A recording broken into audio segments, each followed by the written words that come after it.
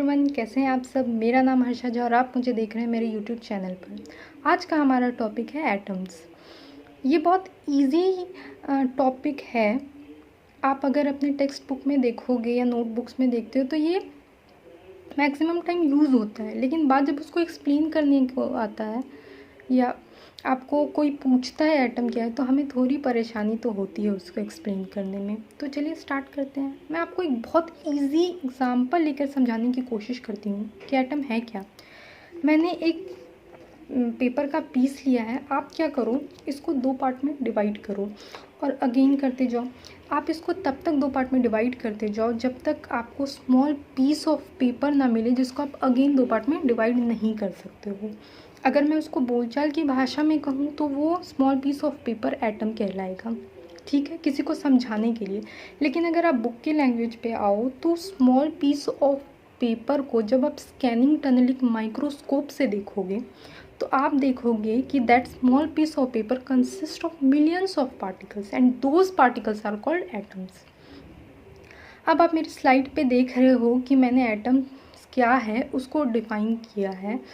तो आप देखोगे कि मैंने कहा है the smallest particle of a substance which may और may not have independent existence. मतलब क्या कि smallest particle of any substance जिसका कि इंडिपेंडेंट एग्जिस्टेंस हो भी सकता और नहीं भी। अब इंडिपेंडेंट एग्जिस्टेंस किसका है? For example helium. हीलियम क्या है? एज ए He एग्जिस्ट करता है, लेकिन मैंने साथ में ये भी कहा है कि इंडिपेंडेंटली एग्जिस्ट नहीं भी करता है। उसका एग्जांपल क्या है? हाइड्रोजन। आप जब 11th में आप NCERT बुक में एक टॉपिक आता है हाइड्रोजन, तो आप देखोगे उसमें कहा गया है कि हाइड्रोजन एज H एग्जिस्ट नहीं करता है। इसका मतलब क्या कि इंडिपेंडेंटली एग्जिस्ट नहीं करता है। हाइड्रोजन हमेशा एज H2 एग्जिस्ट करता है, ठीक है। आगे अगर आप देखोगे, पहले आपने जब आप पहले NCERT बुक पढ़ते हो आप देखोगे कि सबसे पहले कहा गया कि atom is the smallest particle और atom is the smallest substance which can not be break into two parts. But आप जब आगे जाके पढ़ोगे तो एटम्स को भी हम डिवाइड कर सकते हैं और उसके अंदर भी कुछ पार्टिकल्स एग्जिस्ट करते हैं। दोज पार्टिकल्स आर कॉल्ड सब एटॉमिक पार्टिकल्स। और वो कौन कौन से हैं आप मेरी स्लाइड में देख रहे हो कि मैंने उसको एक्सप्लेन किया है। सब एटॉमिक पार्टिकल्स कौन कौन से हैं? वो हैं इलेक्ट्रॉन्स, प्रोटॉन्स एंड न्यूट्रॉन्स, ठीक है।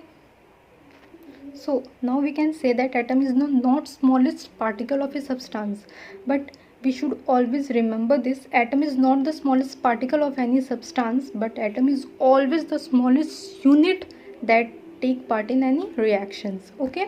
अब आप मेरी नेक्स्ट स्लाइड पे आते हो तो आप देखोगे मैंने उसमें एक्सप्लेन किया है कि इलेक्ट्रॉन्स क्या हैं, प्रोटॉन्स क्या हैं, न्यूट्रॉन्स क्या हैं। एटम्स के अंदर जो है सेंटर में न्यूक्लियस होता है और न्यूक्लियस में प्रोटॉन्स एंड न्यूट्रॉन्स पाए जाते हैं। प्रोटॉन्स जो होता है वो पॉजिटिवली चार्ज होता है और न्यूट्रॉन्स न्यूट्रल चार्ज। इसका मतलब क्या है कि न्यूक्लियस जो है वो पॉजिटिवली चार्ज होगा।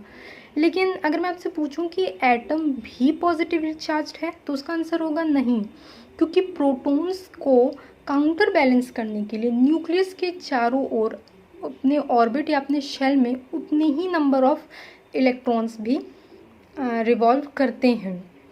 सो अगर आपसे कोई ये क्वेश्चन पूछे कि न्यूक्लियस पे चार्ज कौन सा होता है तो nucleus is always positively charged but atom is electrically neutral, ठीक है। अच्छा, न्यूक्लियस जो है उसके अंदर प्रोटॉन एंड न्यूट्रॉन्स होते हैं और उन सबको मिला के हम न्यूक्लियॉन्स कहते हैं उसको। मैंने कहा कि इलेक्ट्रॉन जो है वो ऑर्बिट के चारों ओर रिवॉल्व होते हैं। अब ये शेल या फिर ऑर्बिट है क्या? तो आप मेरी तीसरी स्लाइड पे देखेंगे कि इलेक्ट्रॉन जो हैं एक डेफिनेट पाथ पे डिस्ट्रीब्यूटेड होते हैं और उस पाथ को हम शेल्स या फिर ऑर्बिट्स कहते हैं। इसके बारे में हमको नील्स बोहर ने बताया था। According to him, different electrons revolve around the nucleus in their different orbits, and those orbits are represented as K, L, M, etc. जो कि आप 9th क्लास में पढ़ते आ रहे हैं।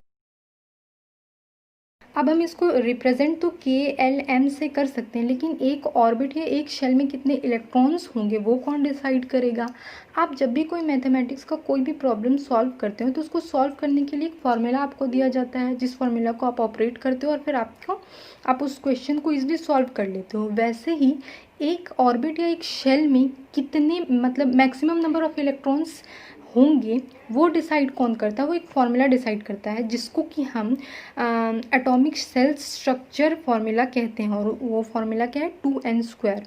अब इसको हम समझते हैं कि इसको अप्लाई कैसे करते हैं। आप मेरी 4th स्लाइड पे देखोगे कि मैंने इसको एग्जांपल लेकर समझाने की कोशिश की है। चलो हम फर्स्ट शेल लेते हैं, K शेल, ठीक है।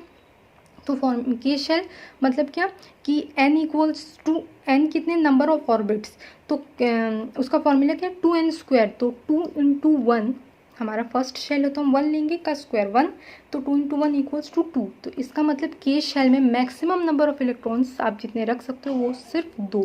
अगेन आप L में आते हो तो आप देखोगे आप उसमें 8 इलेक्ट्रॉन्स रख सकते हो। अगर आप M में आते हो तो 18 इलेक्ट्रॉन्स, और फिर आप इसको ऐसे सॉल्व कर सकते हो।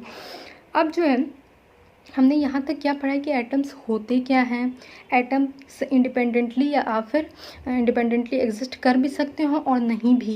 Atoms are no more longer as the smallest particle of substance, but it is always the smallest unit that takes part in any reaction.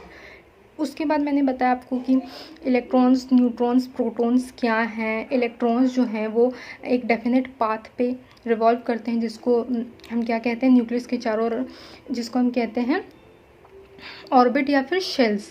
अब जो है आप देखोगे कि कोई भी हम एटम लेते हैं तो उसका एटॉमिक नंबर जितना होगा उतनी नंबर ऑफ इलेक्ट्रॉन्स हम अकॉर्डिंग टू फार्मूला हम समझ जाएंगे कि कितने इलेक्ट्रॉन्स हमको रखने हैं। लेकिन आपको मेरी लास्ट स्लाइड में देख रहे हो कि मैंने नोट में लिखा है कि the electrons present in the outermost shell of an atom are called valence electrons and the shell which contain the valence shell electrons called valence shell. मतलब क्या कि जितने नंबर ऑफ इलेक्ट्रॉन्स हम उसमें लेंगे तो लास्ट शेल में जो इलेक्ट्रॉन्स होंगे वो कहलाएंगे valence shell electrons, valence electrons, और लास्ट शेल जो कहलाएगा वो कहलाएगा वैलेंस शेल। अब इसको एक एग्जांपल लेकर मैंने यहाँ समझाने की कोशिश की है। मैंने लिया है सोडियम। सोडियम का एटॉमिक नंबर क्या है, 11। मतलब क्या कि उसमें हम इलेक्ट्रॉन्स कितने लेंगे और प्रोटॉन्स 11। तो प्रोटॉन तो अपने न्यूक्लियस के अंदर है। अब आपको ऑर्बिट में इलेक्ट्रॉन्स डालने, तो फर्स्ट में आप कितने डालोगे, K शेल में 2 इलेक्ट्रॉन्स, L शेल में 8 इलेक्ट्रॉन्स, टोटल कितने हो गए 10 इलेक्ट्रॉन्स, बचा 1। इसका मतलब आपके लास्ट शेल में जो है वो कितने इलेक्ट्रॉन जाएगा, 1। तो अगर आपसे सोडियम का वैलेंस इलेक्ट्रॉन पूछा जाए तो आप कहोगे 1, और वैलेंस शेल पूछे तो आप कहोगे M। ठीक है, तो यहाँ तक तो हमने एटम्स के बारे में पढ़ लिया। अब हम अपनी नेक्स्ट वीडियो में मॉलिक्यूल्स के बारे में जानेंगे। तो आज के लिए बस इतना ही। Thank you.